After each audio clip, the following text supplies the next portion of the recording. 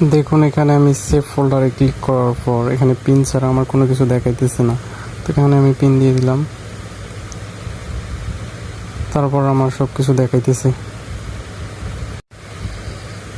আপনার ফোনের যে কোনো কিছু এখানে আপনি লুকিয়ে রাখতে পারবেন।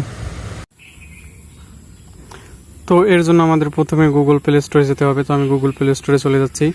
চলে যাওয়ার পর এখানে আমরা সার্চ বারে লিখব ফাইল বাই গুগল, লিখে সার্চ দেওয়ার পর দেখেন এই অ্যাপটা আপনারা পেয়ে যাবেন।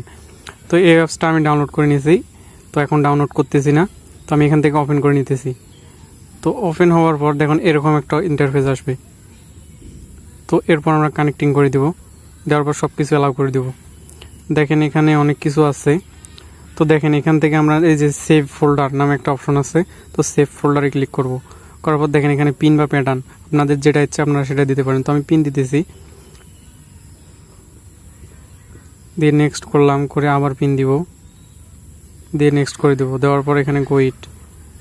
তো দেখেন এখানে আমার এখন কিচ্ছু নাই। তো এরপর কি করতেছি, আমার ফোনে দুইটা পিক আছে, বেশি কিছু নাই।